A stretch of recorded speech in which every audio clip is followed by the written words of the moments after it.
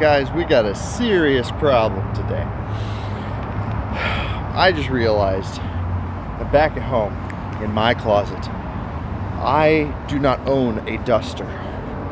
And also, because I tend to live in one of the more cloudier regions of the Americas, I don't tend to really own sunglasses either.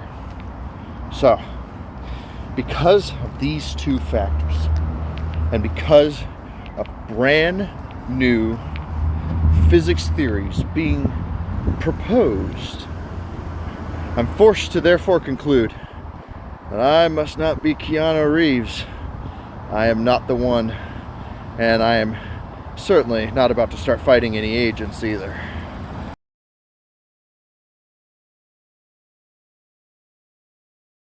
Now, funnily enough, I'm pretty sure you're probably as much up to speed as I am in the regards that this isn't exactly the first time that this theory has been spun before. I obviously made a Matrix joke there in the first part, and that obviously alludes to Hollywood has even spun the theory before, all the way back in the 90s, right? So we can at least predate this theory to a good 25, 30 years ago. But this isn't just Hollywood. This isn't another cinema blockbuster. This isn't some conspiracy theory nut sitting on a Joe Rogan podcast talking about Atlantis of the deep and the Zionian crystal mines of Mars.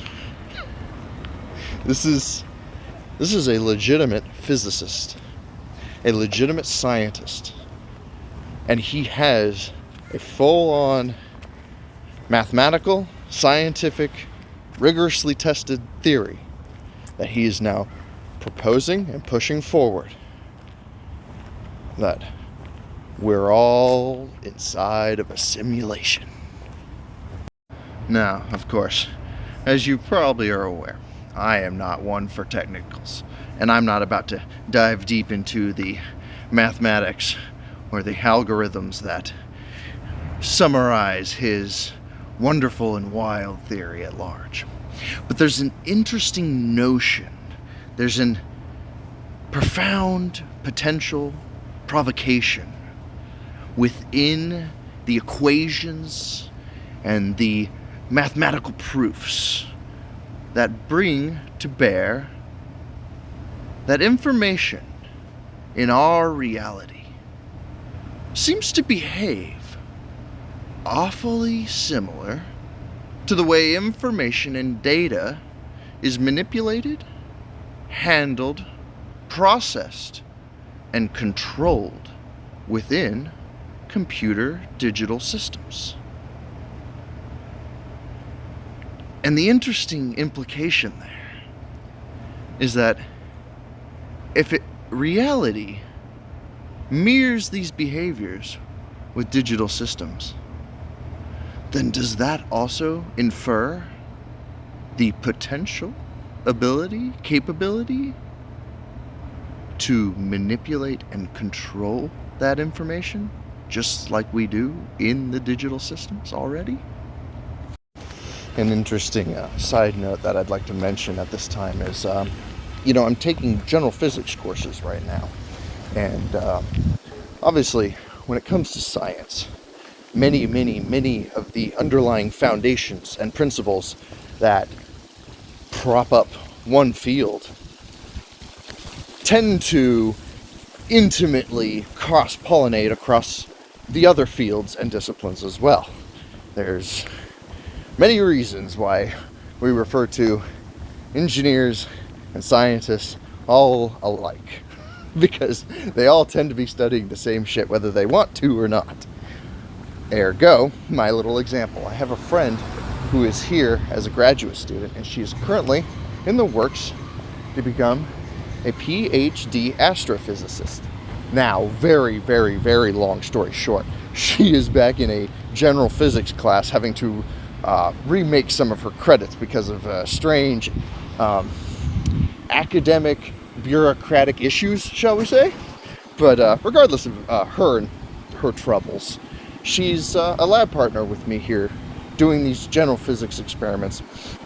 And she lamented to me the other day how she's been doing a couple internships now, and she's been talking with prospective employers and big-wig corporates in the area who pay handsomely to have very, very smart people on their teams.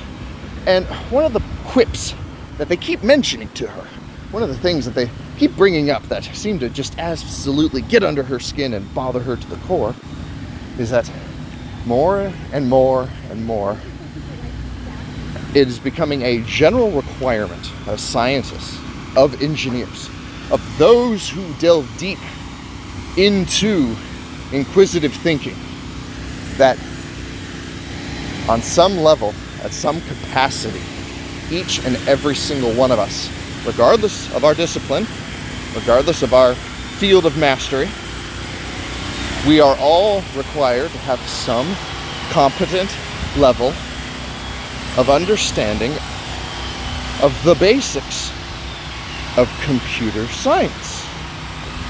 And it comes into twofold. One, there's a very pragmatic application to it. Being able to code and being able to program allows you to crunch numbers and do mathematical computation at exponential speeds. But two, it allows you to build a mental capacity and a mental comprehension capable of wrestling with the deep, complex nature of what all this is.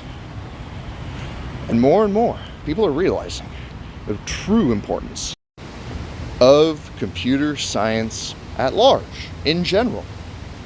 Even you, the layman, have a lot to gain from just simply studying the bits and the bytes and having a general comprehension, a general understanding of how computers work, how they operate, how they function, and how to better manipulate and control these systems, to bend them to your own will, and to execute and utilize them for your own benefit. The rewards from attaining such general knowledge are great, to say the least. And I'm obviously a biased individual in that regard, so I'll leave it at that.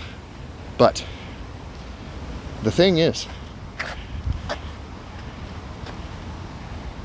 if these new theories and these new concepts are actually starting to come to bear, and if they provide even the slightest bit of validity to them, and if all of this really is just a computer program at the end of the day, imagine the power, imagine the ability that is afforded to those who intimately understand how to tap into the underlying code that runs it all. Imagine the potential capabilities of someone who was able to then tap into that code and alter it, or outright refactor it for their own. It's a scary, daunting concept when you really start to tackle it. But do you really think learning computers could be that useful?